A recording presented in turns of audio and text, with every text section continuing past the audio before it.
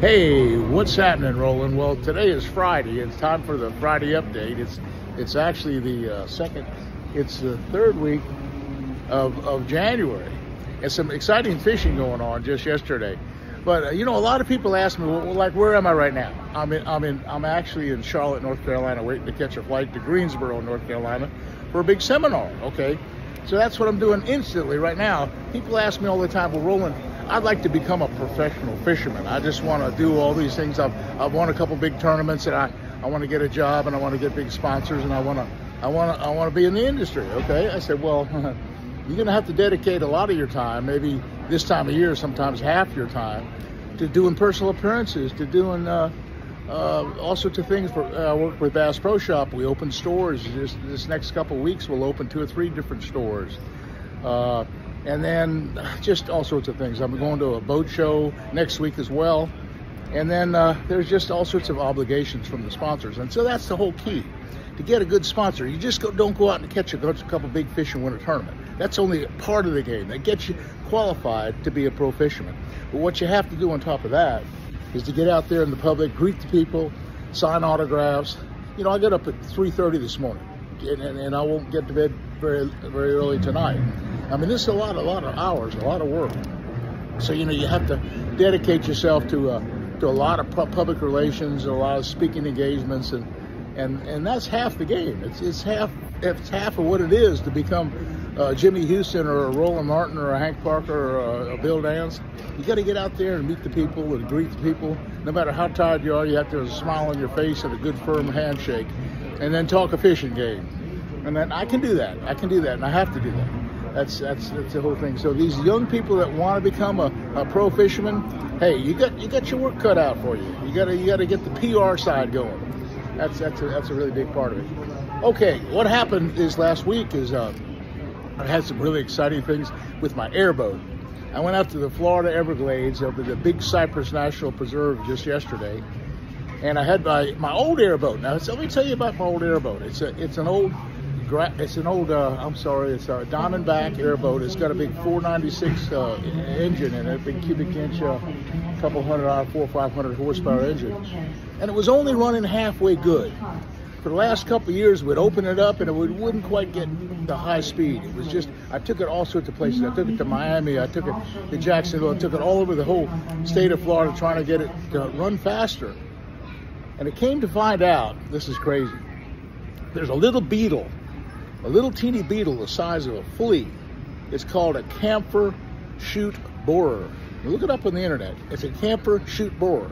It eats through the red gas cans. It eats through the gas lines. It eats up all sorts of stuff on an airboat, particularly, or even any kind of boat. So if you ever have a problem with, say, your outboard that's been in storage for a while, it won't open up all the way. It's probably sucking air through those little bitty pinholes that the camphor chute borer puts in the gas lines. Well, anyway, that's part of the things that's happening right now. We found that thing to be the case, and we replaced all the gas lines just this last couple of weeks. The boat just runs better than it's ever run in 10, 15 years. It's just a fantastic engine, and got brand new seats on it. In fact, I'm kind of selling that boat. That's a really nice boat. The new prices on them are close to $100,000, but I'll be selling mine as a used boat a lot less, of course, a lot less than that. I have another airboat.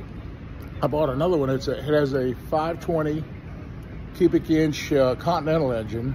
It's an Alumatech, I'm sorry, an Alumatech hull. I have power poles on it. I have trolling motors on it. It's all tricked out.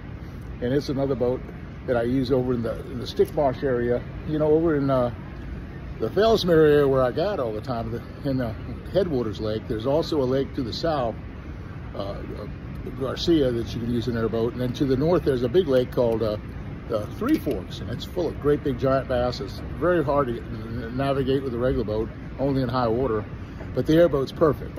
And I've taken people in there, and on about 6 trips last year with the airboat, we saw 10-pound bass. Well, the other boat caught one, and I caught a couple. But anyway, these really big fish were caught back in these inaccessible places, only accessible by an airboat. Anyway, that's the kind of things that are going on right now in the Everglades. Now, yesterday was funny. Yesterday, I went down with my stepson, Rich, who had found the air leaking in the gas line from that camphor shoot borer or beetle, and we fixed those gas lines. But anyway, we took it for a kind of a test run, and boy, it worked perfect. We went 20-something miles, 30 miles, I guess, and never missed a beat. Just ran like crazy. Anyway, we got down to this big canal, and I have an airboat camp down there. I've taken John Paul Morris, you know, Johnny Morris's son. He's a great bow shot, by the way. A couple of years ago, we went down there and shot garfish and tilapia and other kind of fish with his bow, and he just never missed. He's just a fantastic shot. He's the best archer I've ever been around. That's John Paul Morris. That's Johnny's son. He's just fantastic.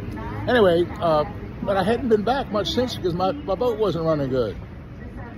Well, we got that fixed now. And so yesterday we went down and they think the water's high. Now what happens in high water, there's 2.5 million acres of the Florida Everglades.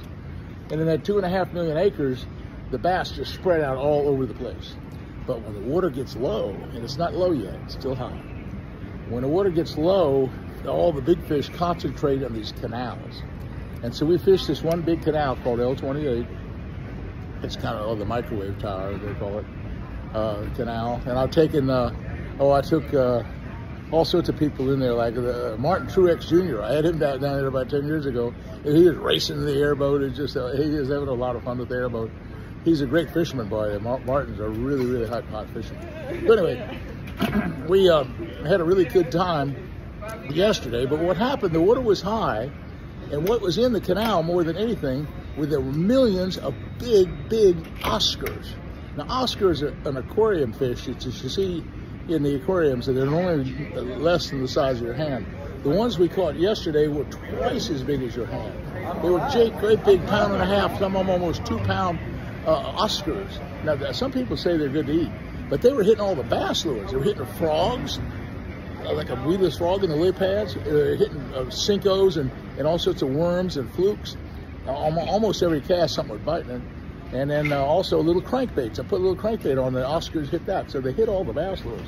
And if you really wanted to catch Oscars, you put a little bitty spinner on or a little bitty jig and catch one every cast, because there's thousands of them. But what happens is that they're temperature conscious. And those Oscars can only handle water that's 50 degrees or warmer. Once it gets below 50, they die. So a few years ago, when I was down there last time, really there weren't many Oscars because they had a big cold front, and it killed most of them off. But now, the last 5 or 6 years have been warm, and Oscars have gotten bigger and better than ever. There's just millions of them down there.